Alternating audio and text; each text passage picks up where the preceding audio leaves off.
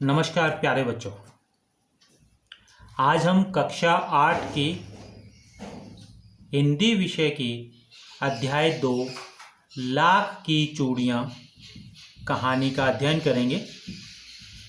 आप लोगों से आग्रह है कि आप पूरा अध्याय एनसीईआरटी की किताब ऑनलाइन डाउनलोड करके अथवा पुस्तक से अध्ययन करें। यहाँ पर मैं पूरे अध्याय को सारांश के रूप में प्रस्तुत करूँगा और साथ में इस अध्याय से जुड़े हुए प्रश्नों को बताऊँगा। आपको प्रश्नों के उत्तर स्वयं करने हैं और लिखने भी हैं। तो अब हम शुरू करते हैं पाठ का सारांश। इस पाठ के लेखक कामतानाथ हैं। इस अध्याय में लेखक वर्तमान समय की बदलती हुई परिस्थितियों में लाख की चूड़ियों की जगह कांच की चूड़ियों ने ली है, इसको बताया है। लेकिन इसके साथ साथ वो बदलू काका जो लाख की चूड़ियों का काम करते हैं, उनके जीवन चरित्र और बदलती हुई परिस्थितियों में उनके रोजगार पर पड़ने वाले प्रभावों का वर्णन किया है। लेखक हर बार छुट्टियों में अपने मामा के घर जाते रहते थे। वहाँ वो बदलू काका से मिलते थे। बदलू काका उन्हें बहुत अच्छे लगते थे क्योंकि वह उन्हें सुंदर सुंदर लाख की गोलियां बनाकर देते थे। लेखक जब भी अपने मामा के गांव जाते तो वह बदलू काका को नहीं भूलते। वह उनके पास अवश्य जाते और उनके द्वारा बनाई जाने वाली लाख की चूड़ियों को ध्यान से देखते रहते। बदलू काका भी लेखक को प्यार से लल्ला कहते थे और बदलू काका जब चूड़ियाँ बना लेते तो उन्हें बेलन के आकार वाली मुंगेरियों पर चढ़ाकर गोल और चिकना करते, जिसे लेखक चुपचाप देखते रहते। बदलू काका का स्वभाव बहुत सीधा था। वह मनिहार था और पैतृक पेशे को अपना लिया था।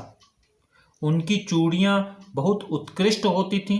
वह कभी किसी से झगड़ा नहीं करते थे। शादी विवाह में वह अपनी चूड़ियों की सारी कसर निकाल लेते थे। उसे कांच की चूड़ियाँ पसंद नहीं थी। वह लेखक से उसके गांव, शहर और घर के बारे में घंटों बातें किया करते थे। बदलू काका तन मन से लेखक की सेवा करते थे। वह गाय के दूध की मलाई, आम के पके फल लेखक के लिए रखते। गर्मी की छुट्टी में लगभग 8-10 साल बाद जब लेखक अपने मामा के गांव गए तो उन्होंने देखा कि अब वहां स्त्रियां लाख की चूड़ियों की जगह कांच की चूड़ियां पहनने लगी हैं।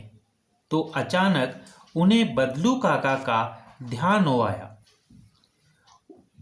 उन्हें याद आया कि जब उनके मामा की छोटी लड़की की कलाई में कांच की चूड़ी टूटकर घुस गई, तब लेखक को बदलू काका की लाख की चूड़ियों का महत्व समझ आया।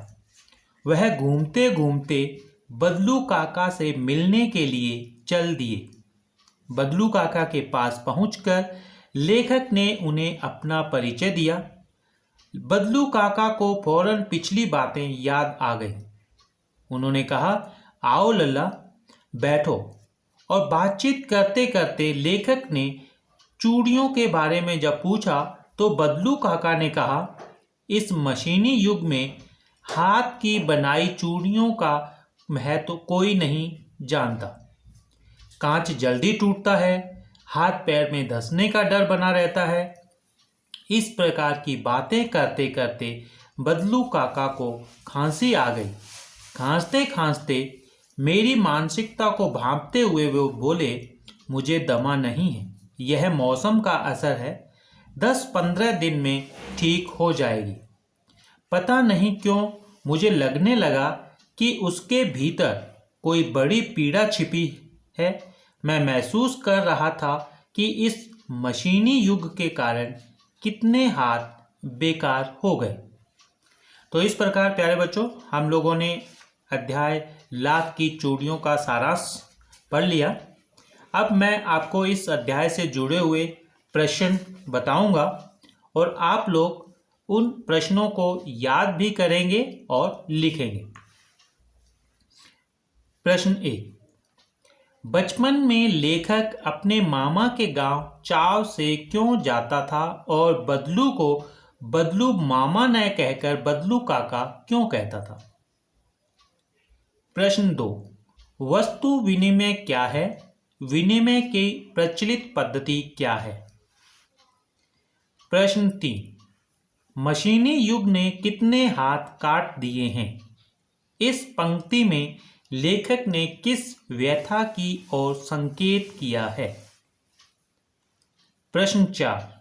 बदलू के मन में ऐसी कौन सी व्यथा थी जो लेखक से छिपी न रह सकी? प्रश्न 5। मशीनी युग से बदलू के जीवन में क्या बदलाव आया? प्रश्न 6। पाठ के लेखक का नाम लिखो। प्रश्न 7। लेखक अपने मामा के घर चाव से क्यों जाता था? प्रश्न 8। लेखक की मामा की लड़की के साथ क्या हुआ था? प्रश्न 9। बदलू काका के व्यक्तित्व का वर्णन करो। प्रश्न 10। बदलू काका का क्या रोजगार था? प्रश्न 11। बदलू काका लेखक की आवभगत कैसे किया करते थे? प्रश्न 12।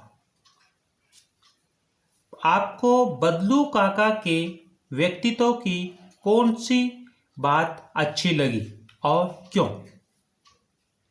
तो उपयुक्त सभी प्रश्नों के उत्तर आपको याद भी करने हैं और संभव हो तो इनको लिखें। धन्यवाद।